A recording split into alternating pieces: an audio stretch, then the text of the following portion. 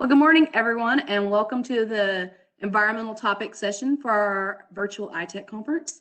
Thank you, everyone, for joining us today. Just a couple quick logistics. Attendees, you will not be able to see other attendees. You will not be able to unmute yourself, and you will not be able to share your video. But you will have the chat box function, so if you have any questions for our presenters today, please utilize the chat box option to ask all of your questions. And you can direct those to myself, or you can direct them to the presenter yourself. So with that, I will get our first speaker introduced, Mr. Dave Du Bois with the state of New Mexico, the state climatologist. Dave, the floor is yours. All right, thanks, Chelsea. And morning, folks. I'm coming in from Las Cruces, New Mexico, and I'm enjoying the monsoon, and I'm sharing it with other folks and across the Southwest and beyond. So let me get started. And we're going to be talking about regional drought. And so I don't know all the folks who are listening. Assuming they're from the New Mexico, Texas, Oklahoma, Louisiana area. So I'm going to give a sense of where we are in drought, and then I'll conclude with some outlooks for the rest of the year, at least the calendar year. So let's get started. Get my PowerPoint. There we go. So the first slide here I'm showing is temperatures, and I like to start a little bit. I go back in the past just a bit, going back in the fall of 2020, and this is the water year water year temperatures from October through the end of July. So and this is basically showing the mean temperature difference from average. So as you can see, wherever there's warm colors, it's warmer than average, and then wherever there's cool colors, the blue, it's cooler than average. So we've got the whole spectrum here in this region, from the warm areas over in Arizona and kind of the 2/3 of New Mexico, and then as you go east and north through central North Texas, Oklahoma, you've got over the course of the water year, it's been cooler than average, and then as you go south and west, it gets warmer. So a few areas, specifically here and to my west in Arizona, it's one of the warmer, and a few areas where the kind of not record warmest, but on the top 10%. So let's look. That's temperatures. So kind of setting the stage for drought, what we're looking at, and then let's look at precipitation. And so this is precipitation since the water year, so starting in October 2020 and continuing on till the end of July. And so this one is a little different in terms of the scaling. This one is a percentile. So basically it looks at comparing that water year from October to July, and then comparing that water year to other water years, the October through July in the past, and going back and comparing it to the 1981 to 2010 averages. So basically it shows wherever there's brown warm colors, you're in that really dry areas, and then if you're white, then it's sort of that white yellow to light green. They're sort of in the middle, the median. And as you get into the deeper blues, the nice blues, you're nice wet. So you can kind of get a sense of where things are. If you're along the Gulf Coast, starting all the way down in South Texas, going all the way into majority of Louisiana, it's been pretty much wet, very wet. But as you go north and west, we're sort of missing out on a lot of the storm tracks, and starting from the Big Bend area in West Texas, going all the way into New Mexico, Southwest, and the Four Corners are particularly still remain fairly dry, even though the monsoon, we've had a month of monsoon. It still remains pretty dry in a few areas. They've gotten some rain a little bit, but not enough to make up the differences from the last 2 years. Remember, last year and this year have been very dry on the west side, Arizona and New Mexico, and as you get further east, It hasn't been that dry, but it's been pretty wet across a lot of areas, and it's starting to see dry signal in south central Oklahoma, as well as continuing on in the central part, going around Austin, San Antonio area, maybe a little north of there. But this is over the water year, so I just want to give a sense of where we are, where we sit in terms of the longer period of time. So move a little further recent. So I'm going to pick a few locations in each of the states. So starting on the west side, I'm going to go west to east. And so in Albuquerque, this is the calendar year precipitation, accumulated precipitation. And these are graphs that show the brown line. I don't know if you can see it. Let me turn on my little virtual laser pointer. This smooth brown line, that's the long-term average. So let me move this. So you can see this starting in January 1st. This is if you were following the brown line, you'd be right around average. If the green line is above that, then you're above average. Right now, we're even with the monsoon, and we're still below average in Albuquerque. So in the calendar year 2021, we accumulated 3.68 inches, and that's 0.79 inches below average. And comparing that to last year, we had a little more than 4 inches. And over the last 30 days, this is not counting the precip that fell on August, but we had just shy of 1.5 inches. So just keep these numbers in mind when you look at them compared to other places. That was kind of the interesting things I found. But bottom line, it's still dry in some of the areas, and we're doing really good progress. And not quite erasing drought, but we're making up some of the differences where we've had in more than 2 years of very dry conditions. So let's go a little further east. So into south central Texas, Austin, same time period from January 1st through the end of July. As you can see, they started off a little below average and through the spring, and then they had some really good rain at the very end of May into beginning of June, and popped them up above average, and they're sitting above average right currently, and they're actually more than 5 inches above average. That brings them up 5 inches, 5.4 inches above average for the calendar year, and just shy of 26 inches as of the end of July. And comparing that to very, very close to last year's precip at this time, 24.9. And then within the last 30 days, they've had 2.82 inches. So not doing bad at all. It's pretty good. So let's move a little further. Let's go north. Actually, it's in north central Oklahoma. It's Stillwater. We have a good long-term station there. Same time period. This was amazing because the accumulated precipitation is pretty much follows the average. So you don't get that very often. Just coming into May, was just slightly below average, but not bad. So if you look at the total precip, they've had 20.87 inches in the year, and they're about 1.7 inches below average. And comparing that to last year, remarkably very close, 20.68 inches. And then within the last 30 days, they've had 1.93. So not doing too bad, pretty good. So let's move on to Louisiana. So same time period again. The first half of the year was doing pretty good, right around the average, and then popping up above average in the spring, and remains that way.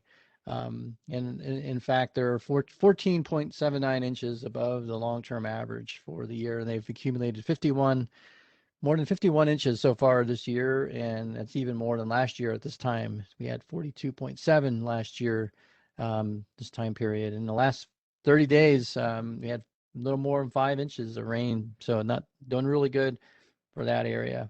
So I just wanted to give you a sense, just show you kind of the types of data sets that we look at to assess drought. And one of these is looking at calendar year. We look at water year in different time scales, like the last 90 days, 60 or 30 days, to assess drought. And so this is kind of one of the tools that we use. Well, I just wanted to show you just a few. I don't know have a lot of time to go into this, but just showing you, and I'm just going to focus on New Mexico for right now. The stream flow, because we in New Mexico we rely on surface water for irrigation, and that pretty much most of it comes from the snowpack in the winter, and then we get snow melt runoff in the spring, and then irrigation starts. So that's kind of a process. It's a chain of events. And so looking at the left side here, this is the San Juan River. So the headwaters of this are in Colorado, and as they melt out in the April timeframe, you expect to get runoff into the rivers, and this feeds into the several cities and then into the Navajo Nation. So if you're not familiar with these kind of graphs, the hydrographs, the long term stream flow are these little light color brown or orange triangles. So that's 86 years of data.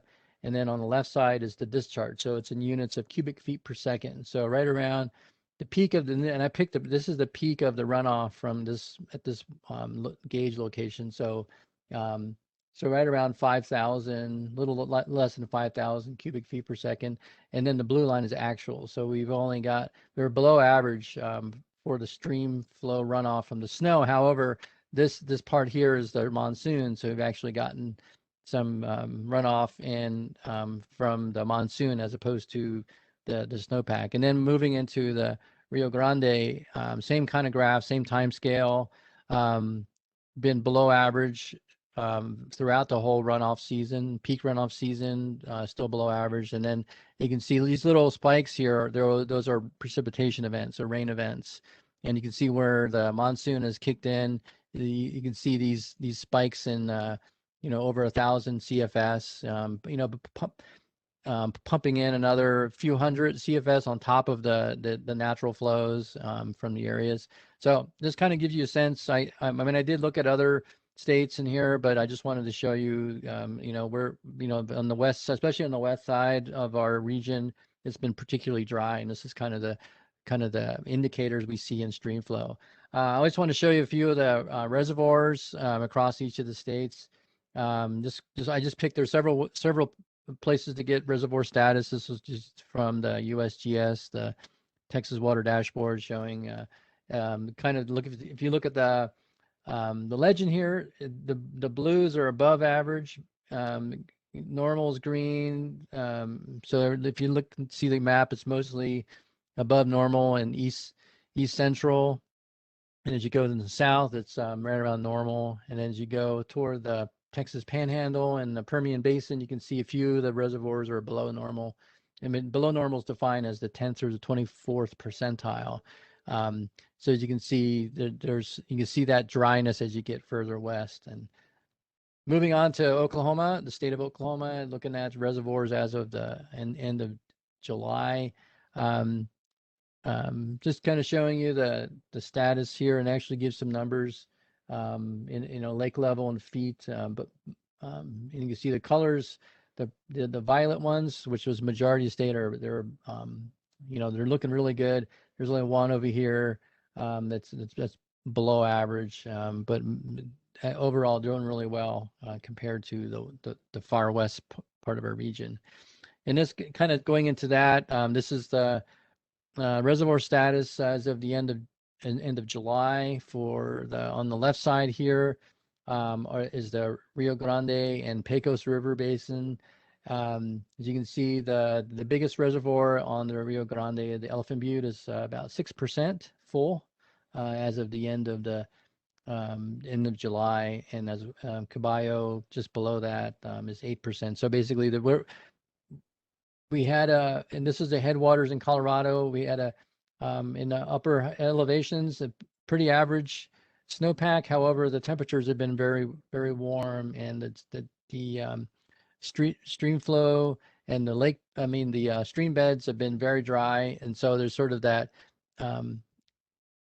very a very thirsty surface is really kind of soaked up the runoff. And then we've had really low snowpack in the lower elevations in New Mexico. So basically, we've been surviving just on the stream flow from the upper elevations. We've had very low snowpack in other areas, um, and the Pecos is actually not doing bad now because of the monsoon. We've had some really good rain in this area, actually record rain, some of the wettest that we've seen in many years, and Brantley is pretty much full right now, and they're enjoying that.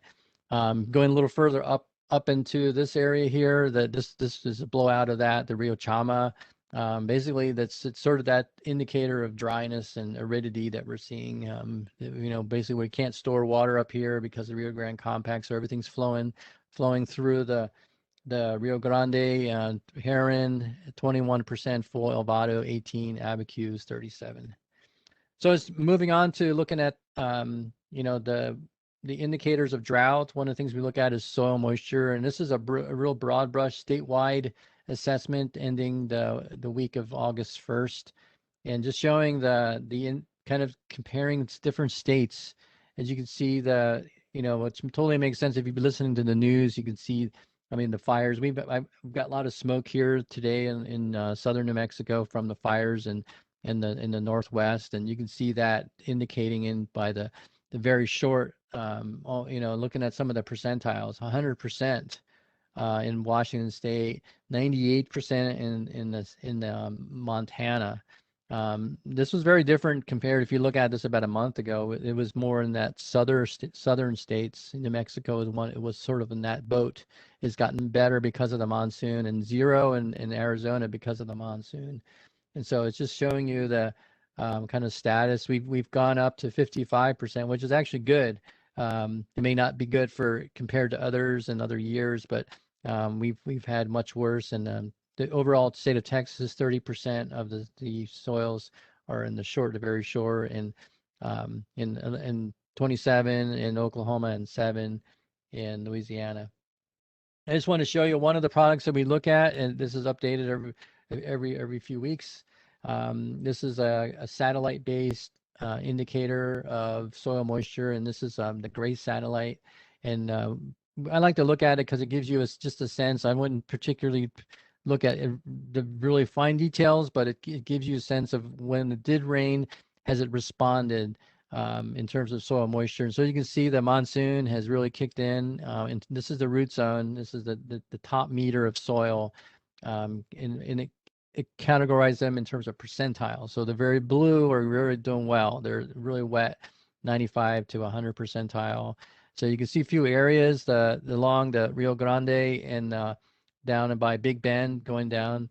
There it's been dry, as well as in the very southern part of New Mexico and then central New Mexico. But majority of the region has been doing pretty well in terms of this product, and you can see that blueness, the higher percentiles.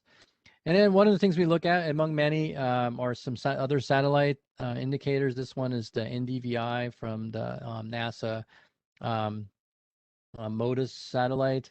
It's an 8-day percent change. So wherever you see, if you look at the right side, the legend, wherever there's warm colors, it's below normal in terms of the amount of vegetative activity that the satellite sees. And wherever it's green to deep green, it's the satellite is seeing more than average, more than average vegetative activity, so green up and things like that. So you can see things are doing pretty well. Just a few areas right around normal, but a lot of the areas across the southern Great Plains into South Texas doing really well. A few little areas around average, and as well as in the Four Corners area, things are right around normal. Maybe a bit dry.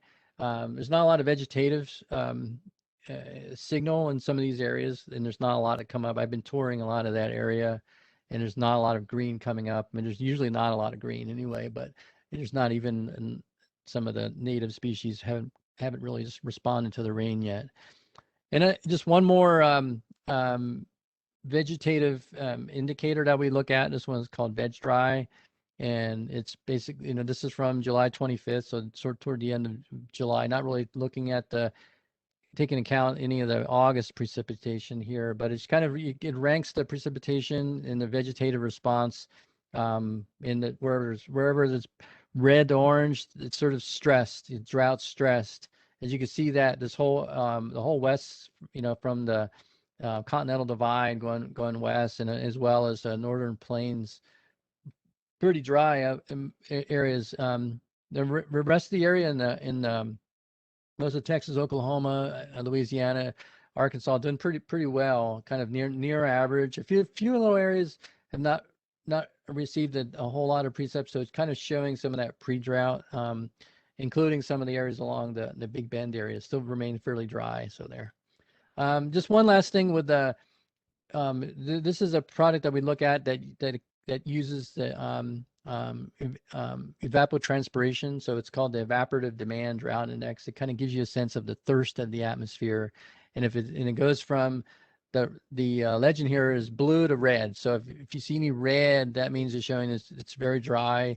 There's a lot of evaporative stress. ET, the evapotranspiration is high, whereas it's blue, it's low, below average. So it's maybe cooler temperatures and more precipitation, so less thirst in the atmosphere, so things can dwell and grow faster. And if there's a precipitation, they can germinate without having the stress of the heat to temperatures, winds, and lots of sunlight. So it's sort of that. It gives a sense things look not too bad in terms of the 2 months. So this is going back into the end of May to the end of July. So things are looking pretty good. Other than the Four Corners, they're showing a little bit more right around average, a little below average in terms of a little more thirst in the atmosphere, slowing down any of the green up that had occurred. So this is a really good sign compared to other previous years. So we've seen the area in previous years. In 2020, majority of this area is in yellow to orange to even a few red areas. So this is kind of a flip from previous year, which is great. And as a result, this is the current U.S. drought monitor. Remember, this comes out once a week on Thursday mornings. As you can see, that's ranked by the D0, starting as anomalously and abnormally dry, all from D1 through D4, and the colors represent the intensity of the drought. And as you can see, there's a few areas in this region here that were in this presentation that were still in the D4 in southwest New Mexico and north central along the Rio Grande.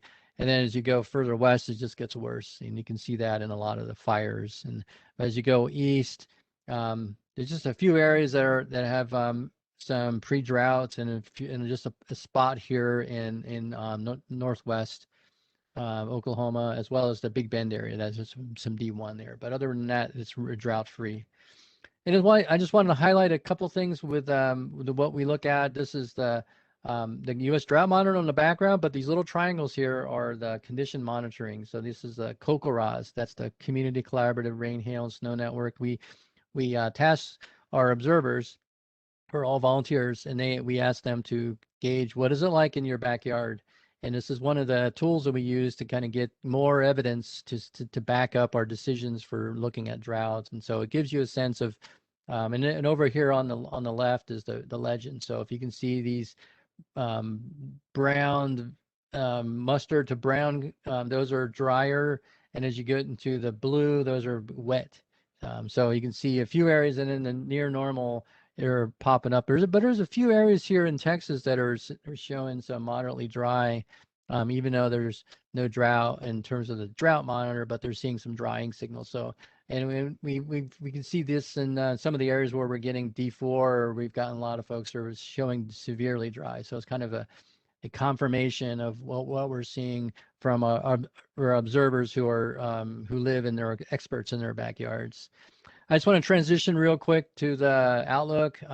This is as of last night, looking at the next week, the 6 to 10 day out. So this goes out to August 12th. So on the left is the temperature probability, and on the right is the precipitation probability. So the near normal in terms of precipitation for the monsoon. However, as you go east of there's this area over most of Texas and majority of Oklahoma that are showing a below average, so kind of storm tracks not really showing up. The high pressure likely setting up in that area. If you go a little further, 14 days, so going into second part of August, very similar, near normal precipitation, but it's seeing a dry signal in most of Texas, and in particularly the South Texas, from Big Bend going all the way down.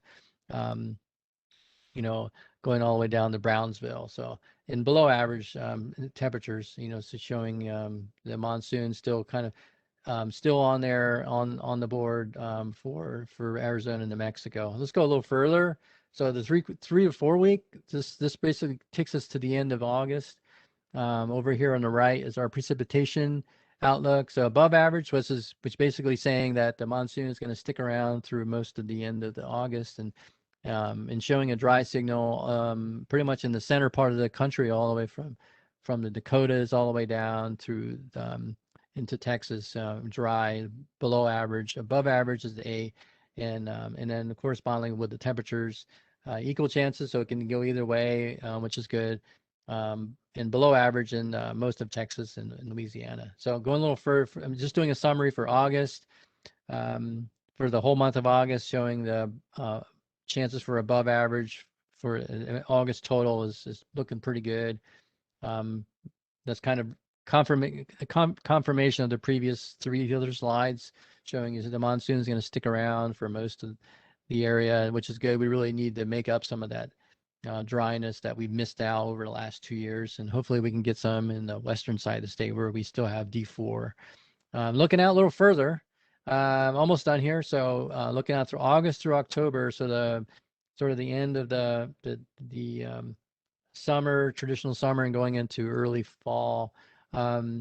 Left side temperature, this Climate Prediction Center, who are the authors of these maps, they're showing above average in the Great Basin, and then kind of looking out over, kind of spilling into the Intermountain West, and above average, pretty good probabilities. And then as you get further east into the Southern Great Plains, kind of equal chances. And then until you go up to the plain states where it starts to get maybe warmer than average.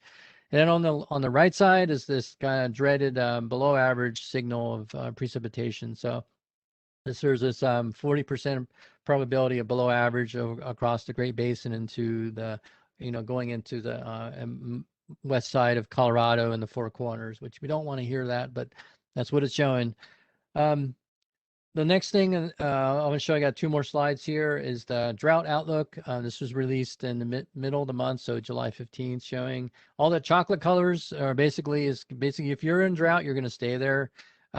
If you're in that just a lighter color brown, there's likely a little bit of improvement, and then there's that greenish, I'm not sure what color that is, brown, drought removal likely. So they're thinking that some of the areas along the Big Bend area up through Hudspeth County into the far western side of the Pecos Basin are maybe going to get a little more precip, so removal likely. But nothing really showing up in the rest of Texas, Oklahoma, Louisiana, Arkansas areas, which is good. We don't want anything to go on, but so much not a good news for the rest of the a third of the country pretty much. And then it's looking at a little further along in seasonal forecasting. The last slide I'll show is this, and it's sort of a kind of a heads up. The Climate Prediction Center is basically showing that there's a good chance of a La Nina popping up again, and for this winter time. And so that's what this probability is here. And they're showing the blue lines are the probability for a La Nina, and the gray lines are for neutral, and the El Ninos are pretty non-existent. There's a red bars. So the probabilities they go all the way up to more than 65%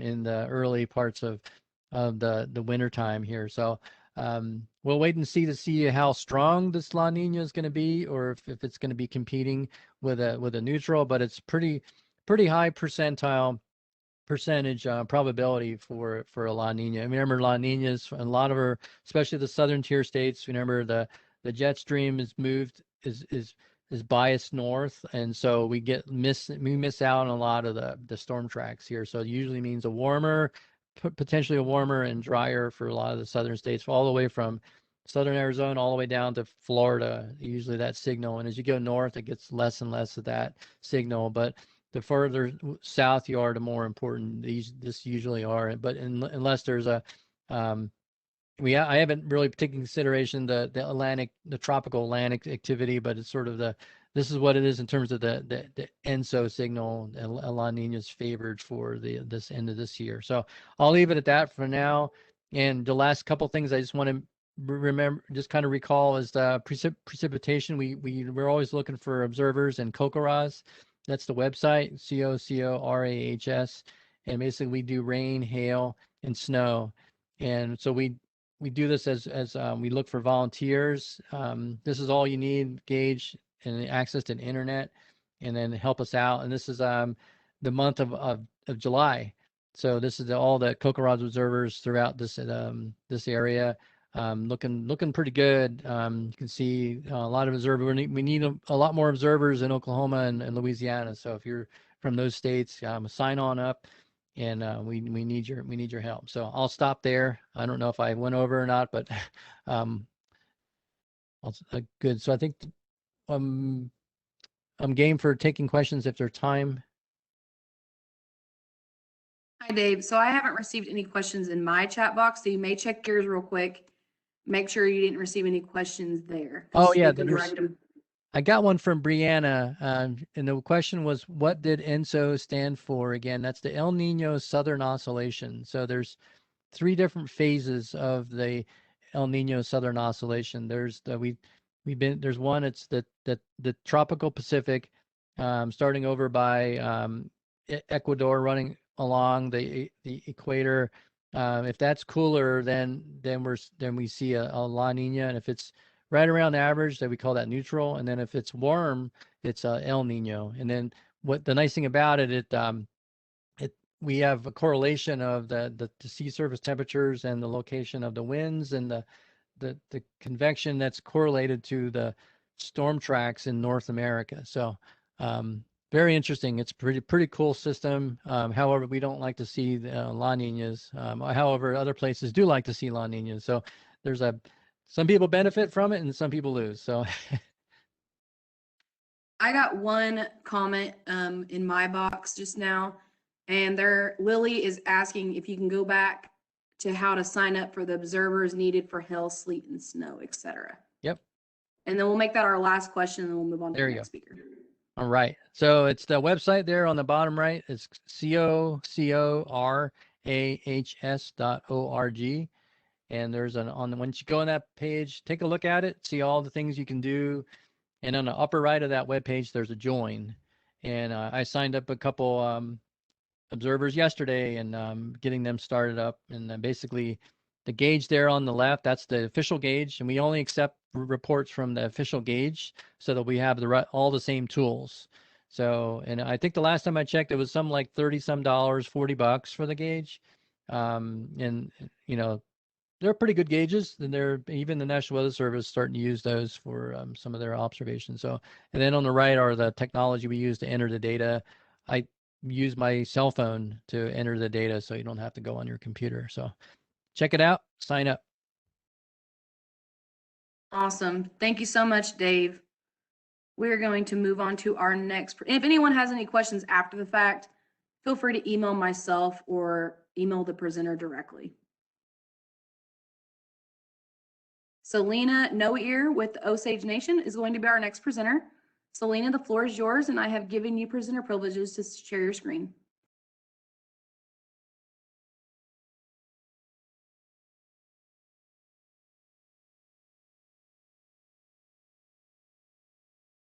Selena, you're muted. There we go. Can you guys hear me now? Yes, we sure can.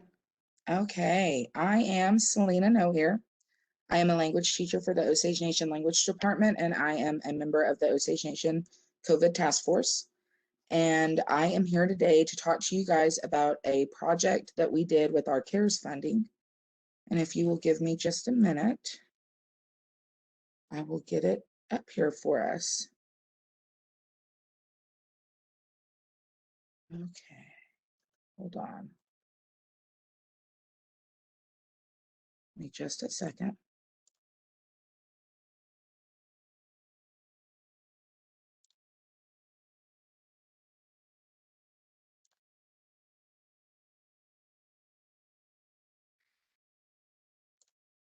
Okay.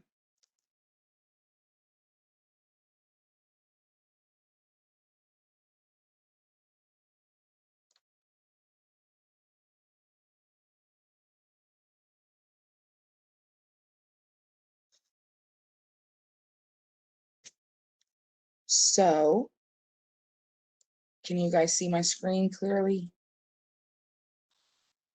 Yes, it's showing like internet pager. Is that what you're using? How's that? Perfect. Awesome. We can see Okay. it. So the project that we worked on, we didn't actually call it a Osage Cultural Connection. Our communications office labeled it that, and we loved it. They call it an Osage Cultural Connection series. And the team that developed the information that was used for this project, we decided to call it the Osage Foundation series. So it was really fun to do all of this work. It was very challenging, but I want to just go through, I'm going to go through a little bit and I want to talk about the cultural part of it.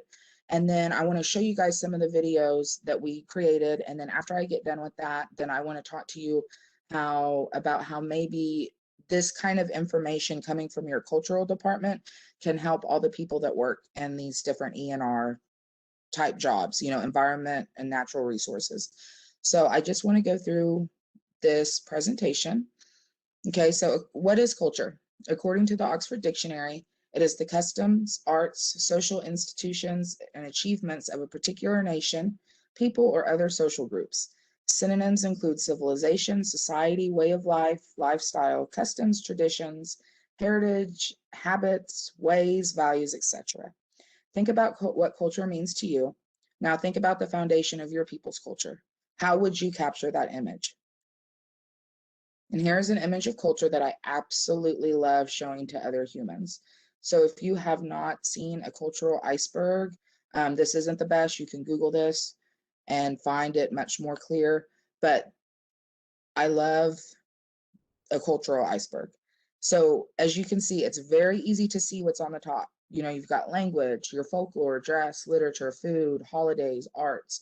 And then when you get down here into the bottom, there's all kinds of things like thought patterns, concepts of justice, attitudes towards school, humor, gender roles, all the different things that Native Americans and people of other cultures, any culture in the world, have to deal with.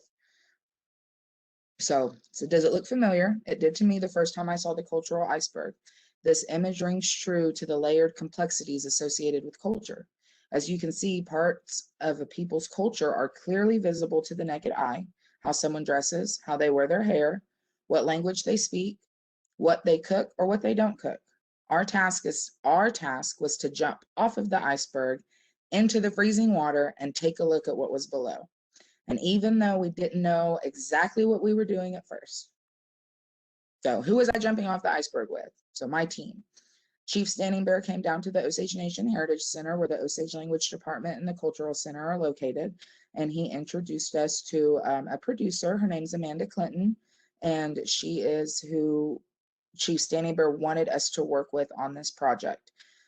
And through working with Amanda, we were able to work with an Osage media producer named Ryan Redcorn, and his company is called Buffalo Nickel Creative. That was a very important part of this project, was to have, for this kind of a video series where it was strictly cultural and it was hardcore Osage culture, we really, really needed a person that knew the Osage language, that, understood the things that are in the cultural iceberg, that he understands our gender roles. He understands all the different things that come along with being a traditional Osage person, because he is a traditional Osage person. So our team was a huge part of it. And, the powers at hand, they developed a content team and we went to work. So our content team consisted of 2 people from our language department and 2 people from our cultural center. And we came together, we went to work. Later along down the line, I became the project manager for the whole project. And now I, am the task force representative specifically for language and culture projects. And that's why I'm here today presenting this to you. So what do you guys think of when you think of the Osage Nation? And I will never forget the first day that we had a planning meeting about what we were going to make our cultural videos about. And there were other people in the room that were not Osage tribal members. And, you know, these are the things that people want to talk about when they talk about the Osage Nation. They want to talk about Maria Tall Chief, who's great. They want to talk about the Osage Nation Reign of Terror. You can see that here. This is a little highlight. If you guys are interested, Google the Hominy Indian football team, and you'll find out that they have a really impressive football team. These are the kind of things that people think about when they think of the Osage Nation, especially the top two. The Hominy Indians are more of a local. This is not Osage representation. So just start off. So we have a lot of highlights, like I said, but these highlights are not an accurate representation of our culture. We decided that we wanted to do more and that we needed to do more. We needed to educate our fellow Osage Nation constituency about who we are, who they are, starting with the foundation. How do you decide what the foundations of your culture are? What culture were we trying to educate people about? So my people had a form of religion with an entire culture surrounding it that was completely lost when they arrived to Oklahoma. Why, or rather how, might this happen, you wonder? It's very simple. Death happened to a lot of Native Americans that were forcibly removed all over America. The Osage Nation lost so many tribal members in their last move to Oklahoma in 1872 that they were 100% no longer able to have that form of religion, to have their culture, to have that at all anymore. And whenever that happened, of course, there are missionaries here, and Osages are very heavily involved in the Catholic Church. They clung to Catholicism, but other things happened around the same time, you know, all in the same time.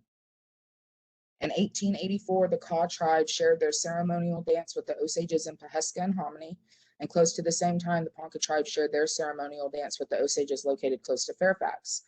The next form of religion came, and it was brought to us by the Caddo prophet named John Moonhead Wilson in 1898. So present day Osage culture is a combination of all of the religious practices that we listed above. So we're encompassing things from, you know, millennia, our names, baby boards, Indian dice, different things like that that are, we just say ancient. We say they're millennia old from the beginning of time. That's how Osages think about their names. That's how we think of some of our child rearing practices that we do. Our language, different things like that come from forever, and they are us. Not to say there are not other tribes as well. A lot of tribes play Indian dice, but so did we. So there are only a handful of things that are still remain from when we did not live in Oklahoma. It's a very small handful of things. And like I said, language, was the language evolves. Every language evolves. So we do not speak anything like we used to speak, you know, 200 or 300 years ago, but we still have it. Luckily, thankfully, we have our language. And then from there, like I said, we have our names, which come from our language. We have our clanships. We don't have all of our clans, and that is the reason why we were no longer able to perform our previous form of religion pre-Oklahoma. We call that the before Oklahoma. And that is a very taboo subject to talk about. Religion before Oklahoma is just something that, you know, it's just not talked about very much. People now don't know about our religion. It's not been taught to anyone. They severed that. It could not be practiced. The Osage Nation used to have 24 clans, and so many people died when we came to Oklahoma that complete entire clans were lost. And whenever that happened, we were no longer able to perform the ceremonies because there needed to be participants from every clan. So, but we do have our names. We do have some of our clans left. We have Indian dice. We have our baby boards that we use to put our children on. And we have our cooking techniques and certain traditional cultural dishes that we were able to hang on to because of the locations where we were moved from Arkansas, from Missouri, Arkansas, Kansas, and here. since it's so close together, there are things in the environment that are the same. And, they always say part of the reason why the Osages wanted to live here and bought this land was because it looked familiar to them. It had familiar things to it. And they had been here before scouting and hunting and different things, but they knew there were certain food supplies here and certain things that they needed. So that's why we wanted to live here. And so we still have that. We still have some of our traditional dishes that we make. Most of it, like most Native Americans, our traditional food is based off the rations that the U.S. government gave us at some point in time. We incorporate those, and we try to incorporate the traditional foods pre-contact too. And we are lucky that we still have some of those foods that we're able to make today.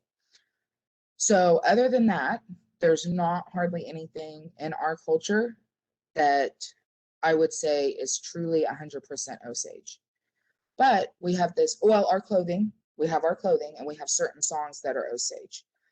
Other than that, like you see in the last paragraph, everything that we have was brought to us. So our dance, which now is our centerpiece, is the center of our culture, of the modern day, present day Osage culture, is focused around our dances that came to us from the Kaw and the Ponca tribes.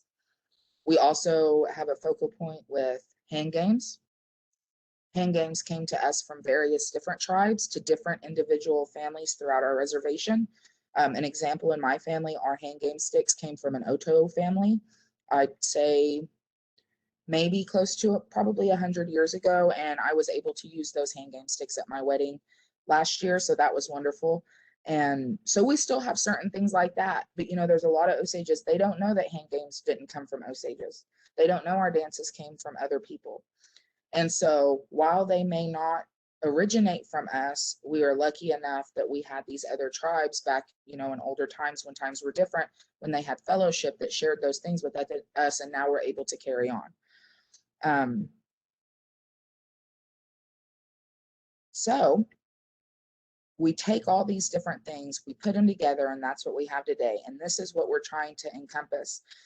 We have, like a lot of tribes do, maybe not a lot. I know that the Cherokee Nation, different tribes that allow enrollment and allow benefits to leave outside of their reservation boundaries. We have an issue where we have people, and now we have people for generation after generation after generation that have never even been here. They've never set foot in Osage County. They've never set foot in Oklahoma. Their mothers didn't. Their grandmothers didn't. They've never been here. So we have a huge disconnect. And, the disconnect is just so touchy because, and I'm sure that everyone at any other tribe, and even if you're just a member of a part of a Native American tribe, a citizen of any Native American tribe, you probably deal with this, where you've got people that don't live here, they're out of touch, they don't know about their culture, they don't know their language, they don't know our traditions, they don't know all of these things. And it's not their fault. It's not anyone's fault. As you saw in the previous slide that I had, we had a reign of terror where people were murdered for their money, and a lot of our tribal members left. So none of this is anyone's fault, but it needs to be addressed. We have to figure out how to educate these people. So whenever COVID happened, we had an opportunity to have funding to get this kind of information out to Osages all over the world, because we have, just like other tribes, we have people that don't just live in America, they live all over the world. And so we now have the opportunity with the funding to be able to address this need for education for our people. The way these people were being educated before about our language and culture, they're not here. So what they were doing, they used to have gatherings in the spring and in the fall, and they would fly out numerous staff from the Osage Nation to California, to Texas, Colorado, Arizona, wherever the need was, wherever there was enough people, and they would take these huge caravans of people, and they go and try to educate them that way. Well, that's not very feasible. It's not very cost effective to send that many tribal employees and pay for all that stuff. So we're trying to, all the time, we're trying to educate, we're trying to help, we're trying to do all these things for our people. And so we're finally able to do this. And like I said, we had to figure out, where do you start? How do you say what is a foundation of your tribe's culture? That's a really tough question. And I did not think that that would be as tough of a question as it was when we sat down at the table and people wanted to talk about ballerinas and they wanted to talk about football players and different things like that. That's not our culture. Those are wonderful examples of Osage citizens who went and did amazing things, but that's not part of our culture. So to get our representation of who we are out to the public is what we need, even to our own constituency. So that was the goal of this whole project. And it was really fun. And it was really amazing to work on all of these different videos with all of these different people. And, you know, we were able to interview upwards, probably close to 30, 40, 50 people, elders. Unfortunately, while we were going through this process, you know, elders that we wanted to interview passed away. People passed away from COVID while this was happening. We were not able to talk to them, or we interviewed people and then not very long after we were able to interview them, they passed away. So we saw firsthand with our own eyes from month to month the effects and how fast cultural was happening right then, right around us. It was all happening right then. And so when you talk about cultural loss and all these different things that comes with it, and we talk about the constituency that's not here to participate in their culture and to live the way that we live, you know, and it's kind of sad. So that's why we wanted to do something like this, like what we did. So a good example is we did a video about naming. In our culture, we believe that you are not a part of our tribe until you have a name. And we have people that don't know that. We have people that don't understand why we do certain things, and we have questions being asked. We have people doing things that are not culturally appropriate that are part of our tribe. And it's not because they are trying to be anyway, it's because they simply are not educated about our culture enough to know. So when we look at all of this, and then there's different things. So I talked about the dance for a minute and how that is now the epicenter of our tribe and our culture, you know, and then when I look at this slide and what I'm reading here, the very next thing, the next form of religion, the peyote religion, was brought to us by the Caddo prophet John Moonhead Wilson. So when the peyote religion came into play, the tribe almost split like this, where there was peyote religion, Elanshka, or our ceremonial dances, Helushka, whatever you want to, our man dance, if you want to call it that, a straight dance. Whenever that society came to us, the tribe almost split. And then they had to figure out, you know, even back then, it's about 100 years ago. We're talking about all this. There was turmoil at that time about, do we want to be Catholics? Do we want to follow John Wilson? Do we want to go to the Elanshka? You know, they had to figure all this way out. They had to set a way and a path for our whole people to go down. And as we're going through this, as we're talking about all these different topics, there are things that if you get to live with your people, you get to hear that other people don't get to hear. We get to know and understand how come we have funerals the way we have funerals, why we sit the way we sit, why we wear the way that we wear our hair, why we dress the way we dress, and other people just don't know that. So we were really happy that we were able to give this opportunity to so many of our tribal members that are not able to live here, that are not able to come back. And that's not all their fault. There's not a lot of places for them to come back to here. So we did our very best to educate our fellow constituents. And I do want to show you guys some examples of the videos that we made, if you guys feel like it. So we touched on traditional foods. We did videos of elders that we had audio recordings of that are now deceased, that were fluent tribal speakers. We were able to capture some of that. We did a couple of animations, and we talked about different cultural things and activities, trying to explain to them, you know, just cultural appropriateness. And also at the same time, if we can teach cultural appropriateness and if we can teach etiquette to our own people, then we're all going to get along better and be a lot happier. And at the same time as doing all of those things, we want to make sure everyone got a chance to learn Osage.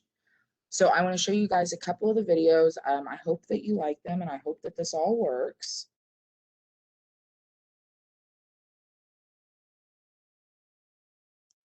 Watsua ikajin. Watsue ikajin. Weli wegachtoni gabri. Weli wegachtoni gabri. Watsuechon iduspa labor. Watsuechon iduspa labor. Ni Odishki ivohon. Odishki ivohon. Maze wedazi hive. Maze wedazi hive. Oju. Wedonve. Sailing ipasa. Watsuechon odishki ivohon olam. Watsuechon odishki ivohon olam.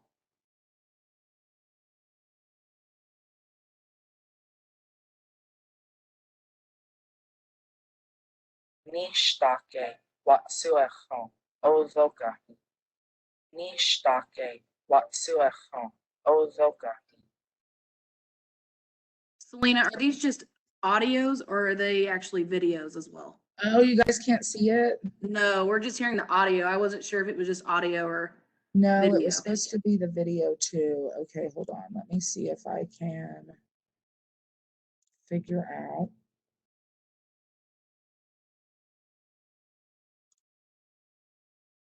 Henry, look out. You guys still can't see that? No, you may have to actually stop sharing and reshare, but we only have a couple more minutes. So Okay. if you I want, can- we could just send those links out in the chat box and let everyone save them on their own time, if that works easier. Yeah. Okay. Since we only have a couple of minutes left, then I'm not going to worry about playing you guys any of the videos. I just want to touch on one last note that if you know, culture, land, water, all of those things, language, they all go together. And I would, coming from a cultural standpoint into the environmental there's such a connection. It's so important.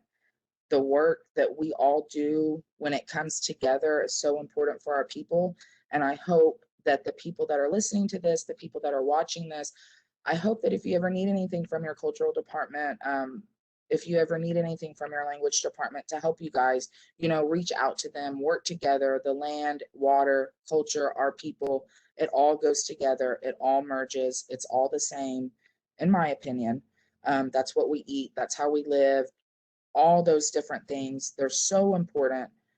It's so important to just work together. And, if you guys work at a tribe where you've got information like this that we've created, I hope that you're able to use it in a fashion that can help your departments in the environmental side or whatever it may be. I just hope that you guys liked what I had to say and that you'll take time after I send the links to watch some of our videos. Thank you so much, Selena. We really appreciate you speaking today. Thank you. And if you want, you can send me those links and I can send those out to everyone as well if you would like. Yes, ma'am. I will get on that. Okay. Okay. Our next presenter is Dan Ginter with the Pueblo of Santa Ana. Dan, I have given you presenter privileges and you can share your screen. Okay, thank you very much. I appreciate it. You're welcome. Give me just a second.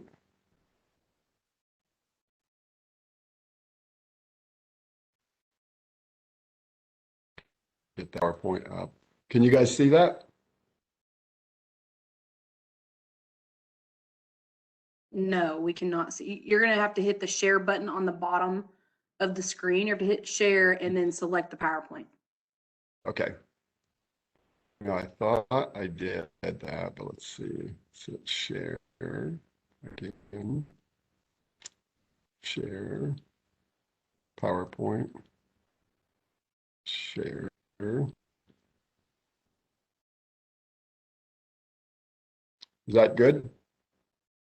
Nope. It's saying it's starting to share content, so it may just take it a few minutes. Oh, there we go. Okay. Are we good? All right. Perfect. You're good to go. Okay, yeah, so my apologies, we're using a hotspot, our internet went down, so bear with me if there are any issues. So on behalf of the Pueblo Santa Ana's Tribal Council and tribal leadership, we want to say thank you very much for letting us talk or letting us speak about the Pueblo's work. So those of you not familiar with the Pueblos or where the Pueblo Santa Ana would be, so in New Mexico, and we're in the northern central part of New Mexico. Four Corners region up here to the west of you, and then Albuquerque over here to the south, or yeah, to the south of us.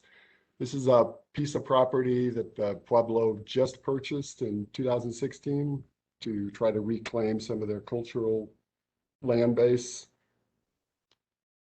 And then this is the property that I'm going to talk about most. Santa Fe's off to the north,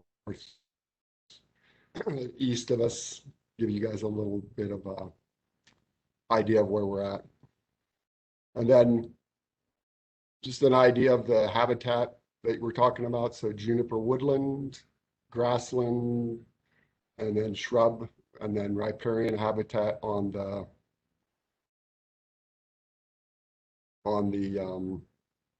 sorry, I want to get this pointer up here so it's visible all the time. So riparian habitat on the Jemez, Rio Grande River habitat, so riparian habitat. And then, so what are we here to talk about today? Or what am I here to talk about today, which is drought. I pulled this drought map on July 29th, a couple days ago.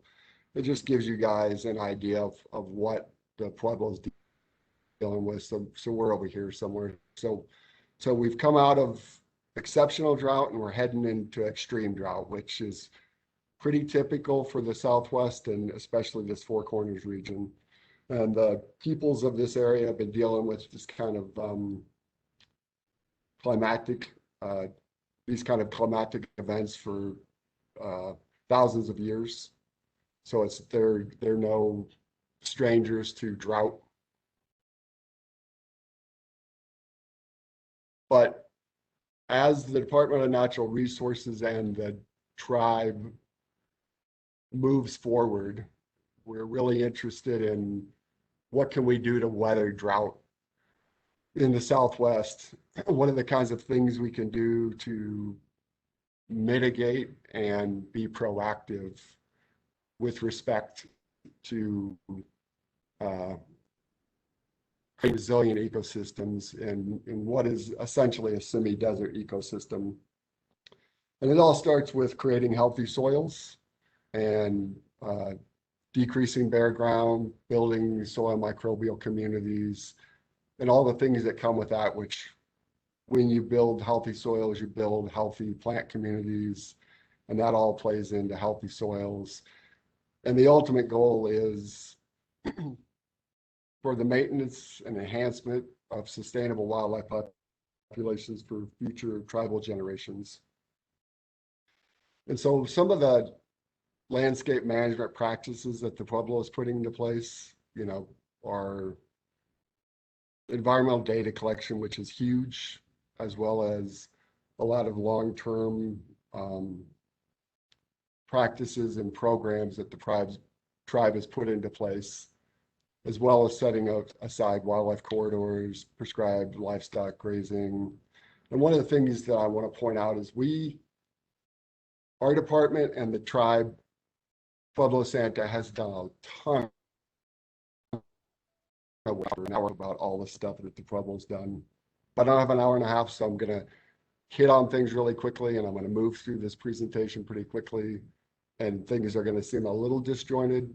They seemed a little disjointed to me when I put it together, but it's all about the data that we're collecting that helps us to move towards that goal of healthy landscape, healthy soils, healthy plant communities. So one of the things that I'm really excited about, as a biologist and an ecologist, I'm not as or haven't had as much experience with environmental data collection, but this is some stuff that I've started working with in the last 10 years, which is precipitation data that we collect on the Pueblo, and then weather station data, some more things like wind and soil moisture content. But these are the locations of the 24 rain gauges that the tribe has on the Pueblo right now. Seems like a lot of rain gauges to capture the data we're looking for, but if you're at all familiar with the precipitation patterns in the Southwest, you know that we can get rain in the corner of this Pueblo, of this reservation, on the northwest corner, not get anything in the southeast corner, and vice versa. And you'll see that in a couple slides where we have some isocline maps that show just how variable that precipitation can be from not only within a year, but between years and across decades. So this is sort of, I like to show this slide because it's this 30,000 foot view of what's occurring from year to year. And so this is precipitation data collected for the last 21 years. And you can see, and I'll just talk you through this really quickly. So the 0 is the average, and that average comes from a rain gauge that's in Bernalillo, which is a little town just to the south of the Pueblo Santa Ana. And the average total annual average is 8.87 inches of rain a year from that gauge. And that gauge started in 1924, continued in 1982. So it's a pretty solid data set of precipitation. And then these 3 bars represent growing season, dormant season, and then those 2 average together, so the annual. And what I want you guys to take away from this slide is for the last 20 years, not counting this year, where we're at below 60% precipitation, we've got 7 years of drought in the last 20 years. Pretty dramatic, and you can see it on the landscape. And of those 20 years, 2 of those would be considered wet years. And we're considering anything below 25% of the average as being a dry year, and anything is 25% above as being a wet year. So that's what we're up against, and that's one of the advantages of collecting this kind of data is we have this really nice, robust data set that tells us what's going on from year to year on the Pueblo. But this is to me, this is the data that sort of pulls you in and allows you to look at things at a lot more of a finer scale across the Pueblo.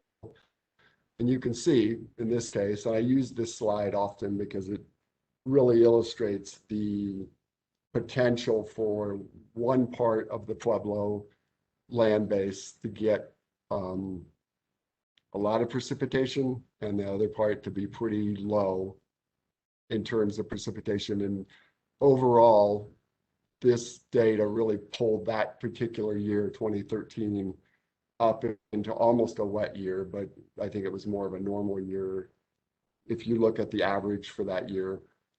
But in reality, it was, the lower half of the Pueblo suffered pretty dramatically. And this is a 79,000 acre Pueblo, so it's a pretty big land base, so there's a lot of distance between here. And then one of the other things we've added in the last couple years, the May of 2019, we added in weather stations, 12 weather stations, and those are all tied into the existing rain gauge data that we have on the ground. And at each one of those weather stations, we're collecting data on air temperature, ambient air temperature, soil moisture. So each one of these little cords or pipes represents a cord that goes to a soil moisture meter. And that soil moisture meter also collects data on soil temperature as well. So, and wind speed and wind direction, humidity, relative humidity, dew point. One of the reasons we were really excited about putting in these weather stations was to try to get a sense of what occurs in those soils after a precipitation event. So let's say you get an inch, precipitation event in May or July, the temperature regime is going to be different. The wind speeds are going to be different, and that's all going to influence how much of that soil moisture stays in that soil column, how much of it penetrates down past. So each one of these is buried at a slightly different level. One's at 2 inches and one's at 8 inches, because we wanted to see how far is that soil moisture penetrating into the soil column based on the amount of precipitation that's falling. And that data is, we haven't had a chance to really push into that data. The COVID year of 2020 really slowed things down and put a damper on our data management, data collection, and you know, how we really want to work with this data. We're really starting to push through right now. I'll just give you guys a little taste of what we've seen so far. So the next slide. So this is a really interesting slide to me, because this has the 2 soil moisture probes, and the blue one is the one that's buried at 2 inches. And you can really clearly see these rainfall events where you'll see these spikes at the 2-inch mark. And then at the 8-inch mark, where that soil moisture probe's at 8 inches, you don't really see it moving very much, even with these higher events like in this August thing. And part of that, I think, is probably temperature. You know, it's probably pretty hot. We probably lost a lot of precipitation due to that. You know, just warm up and then you just lose what was in the soil column. And it's not until you start to get into the winter that you see soil moisture holding. And I could see anecdotally last year when I was on the ground that the plant community should have been suffering more as they went into this summer of 2020. But I think because those plants had access to water in the soil column for a longer period of time, they did a lot better moving into the summer of 2020. And then we get into the winter of 2020 and 2021, and we don't get any soil or very little soil moisture at the 8-inch mark. And it was a pretty dry winter last year. So, and then this slide, this is kind of an unexpected data set for me.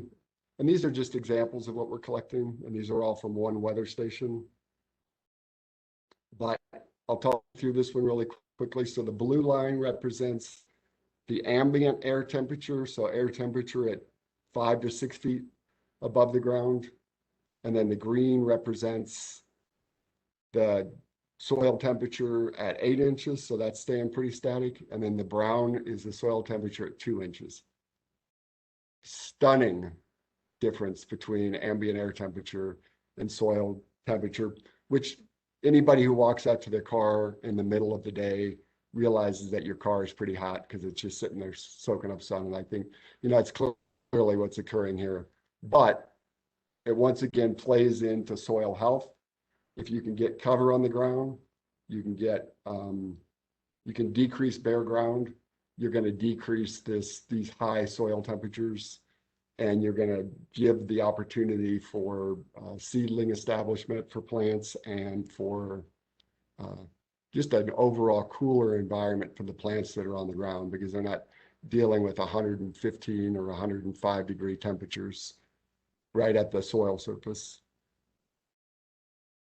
Another really cool data set that the tribe's been had in place since 1999. So this started in 1999. So the red dots represent data points or long-term data, veg and soil data collection points.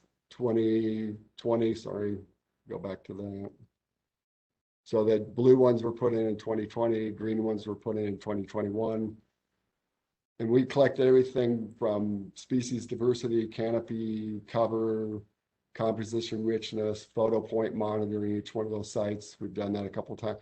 And then we went out in 2018 and 2019 and we collected all of this database stuff for plants, as well as the photo points and then the erosion bridge stuff. Soil infiltration data was collected in that earlier data set. And then we've collected data on forage at each one of those points. And we did that earlier in 2010 through 2014, 3 different times to collect data on pounds of forage available in a particular plant community that we use for livestock management. And I'm not going to go through all of the data that we collected because there's a lot of data, but this just gives you an example. So these are 2 different plots, and the plot on the left is in an area that is actively being grazed, but it's being grazed under a prescribed grazing management plan and rotational grazing. And you can see between 1999 and 2019, that there was a 40% increase in perennial grass canopy cover. That's pretty huge.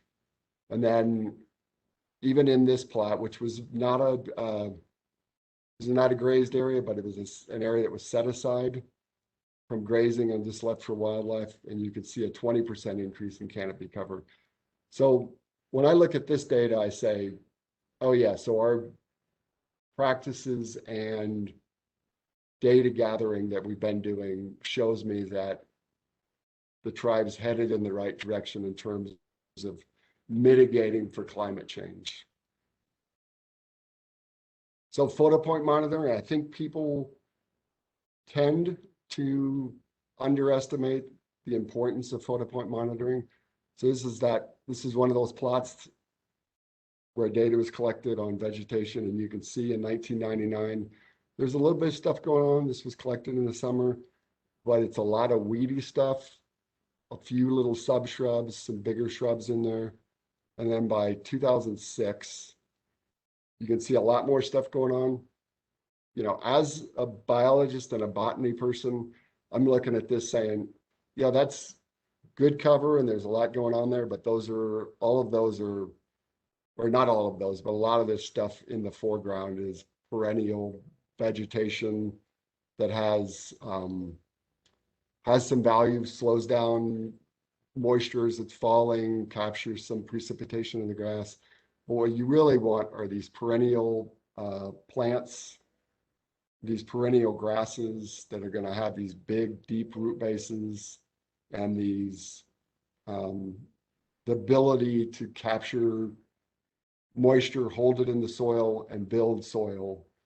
And that's what I'm, as a land manager, that's what I'm going for, is just creating these plant communities that have this ability to capture moisture, create healthy soils, and then all of that kind of builds on itself. And then this is what I'm going for. So these are all perennial grasses, some perennials, then shrubs in there. And so all the moisture that's falling on this plant community now is staying right there. It's not washing away.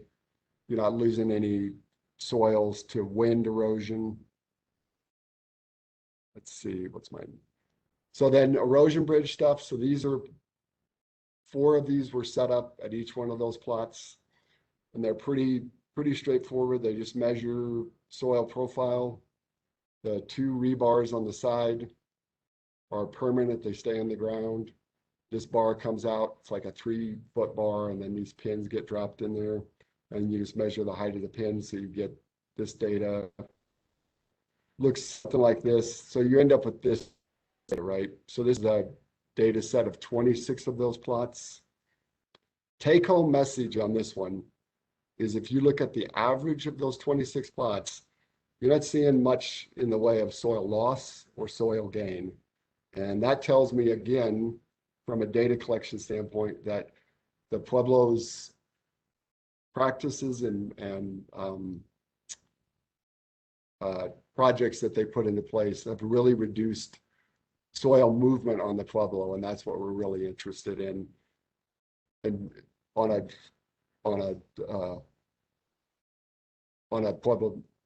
Pueblo-wide basis. So this is, I love this slide because it shows what can happen. So The stuff on the left-hand side, this is Pueblo. This is an actively managed grazing area. And then the stuff on the right is one of the neighbors who doesn't practice any grazing management, and you can see the difference. So when I look at this, I see on the stuff on the left, I see soil moisture holding capacity in those grasses. I see deep-rooted grass species with the potential to create healthy soils in the future.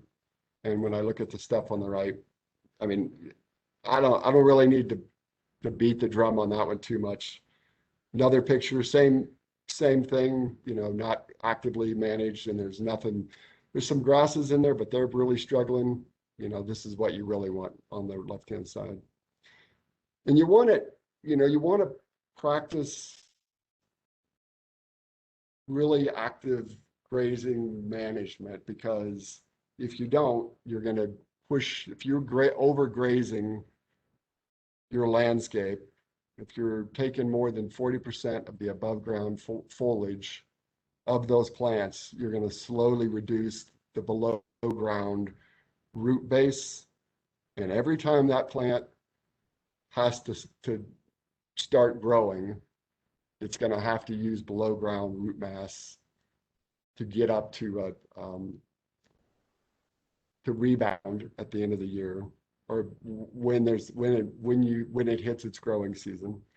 And so this is a good example. So this just shows you, here's a grass that's been grazed at 100% continuously, no below ground root mass. This is one that's been grazed at, you know, this is even one that's been grazed at 50 to 40%. This is one that hasn't been grazed. This is what you want. Big, deep roots. They're going to hold soil. They're going to hold soil moisture. Strong, healthy soil microbial communities. And so we practice all of that on the Pueblo in terms of grazing. We have some grazing groups that are on the Pueblo. And it's a balance between traditional livestock grazing and healthy livestock, you know, healthy land management practices, but it's prescribed grazing, rotational grazing. We do lab and forage fecal analysis that we send in. We do supplemental rotating of feed. We have a tribal livestock ordinance. I should probably start moving. I think I'm going over my time. So one of the other things that we do, grassland savanna restoration. So historically, it was juniper woodland with grasslands, and what started to occur in the early part of last century was this encroachment of juniper trees into grassland areas that were historically grassland with some juniper component. And you can see all of these smaller trees are, you know, 5 to 10-year-old trees that are just coming in. So we practice a pretty aggressive juniper encroachment cutting, thinning. But this is a 1935 aerial photo, and you can see juniper, some juniper over here. Next photos from 1998. You can just see a pretty dramatic increase in juniper into that landscape. So we have a crew that goes out and cuts by hand to minimize the disturbance to the land. Then they take all of this slash and leave it on the ground as litter and cover. And what you get with that is soil accumulation. It slows down soil loss due to wind erosion. And then you get these little places for grass seedling establishment. And so this is a area that before it was cut. And our guys go out, they don't just clear cut everything. They leave trees that were historically there in those 1935 photos. And then they work around and take out things. And so you end up with something that looks like this. So I'll go back, same photo or same area. And you can see the difference. As soon as those grasses got released from that juniper woodland suppression where those juniper trees were using more water than the grasses. You could just see that those perennial grasses in that photo just rebounded. And then I'll just move into this last step really quickly. So one of the things that I think is really that the tribe has been really good about and really tribal leadership has really pushed on was in 2003, the tribe got a grant from NRCS, an EQIP grant. And part of that EQIP grant was to set aside this area for no livestock grazing.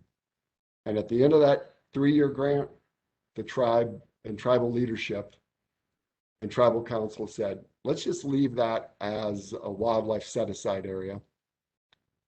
And so and then this is also, it's technically considered a relief pasture, but it's not going to get grazed again. The tribal leadership doesn't want to, nor do they want to graze this. So at this point, including this land, and then that other land that the tribe purchased in 2016, over 70% of the tribe's land base is just set aside for wildlife and landscape management. And you can see a huge increase in vegetation and a huge reduction in soil erosion and a huge increase in wildlife populations in those areas that are not grazed right now. And then I don't even have to tell anybody who lives in the Southwest, water is key, water is everything. And one of the things that the tribe has done and been really progressive about is putting water on the landscape for wildlife. So right now, the tribe has over 50 water sources on the ground, including ponds, these wildlife guzzlers. This guzzler holds 1,700 gallons of water and collects water from its own canopy. And then the wildlife drink out of this little section over here. And then we put on these aprons, these guzzler aprons, to capture the additional water because we don't get enough water to fill these without an apron on there. And we put these in areas that are really hard to get a well in or to get water to. And so they've been just a wildlife magnet. So, and then I'm just going to show you guys a bunch of really fun wildlife pictures. So at drinkers. So there's one of our ponds. And guess who's using it? Pronghorn. Nice little lion, probably about a year old. Checking out one of our tire troughs coming off of a windmill with some water lines. Same tire trough with a couple gray fox. So this is a wildlife drinker, little 3-foot circular thing that's about 4 inches deep that has water coming off of a water line, and it fills continuously. You get water spilling over into the habitat or into the grasses around there, and it creates forage and water for these guys.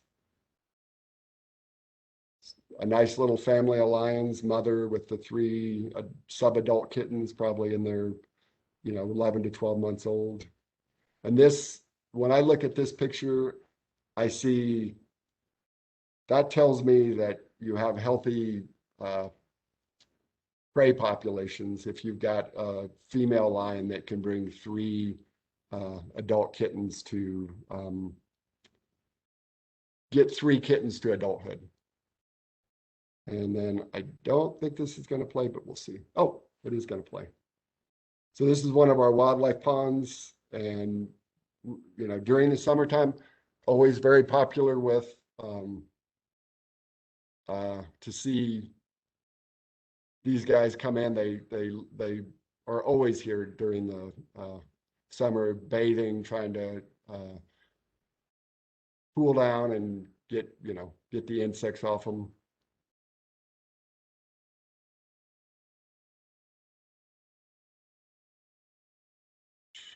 the requisite coyote at one of our guzzlers, some elk fighting. This is out at the ranch or out at the new property.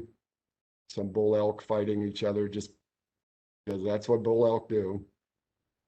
I love this picture with this little kitten over here coming towards the camera. She came over and saw the little light flashing on the camera, and then in the next two pictures you see the camera laying on the ground because she thought it was fun to knock over.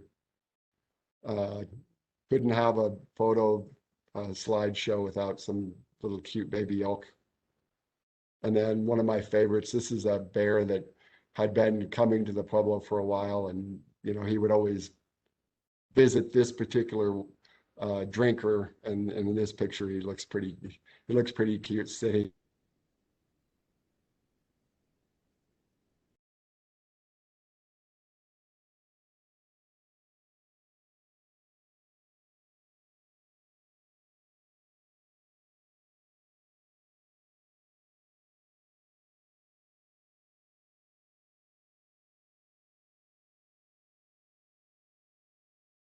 Looks like we may have lost Dan. We'll give it just a few minutes, see if he can get his connection back. Somebody enjoying the, Oh, there we go. yeah. Somebody enjoying the water. So that's it. Thank you very much. I appreciate it. Thank you so much, Dan. We really enjoyed that presentation, especially the wildlife. Yeah, I always like to finish with that. So That's always fun to see. So you may check your chat box, Dan, and make sure nobody sent you any questions. okay.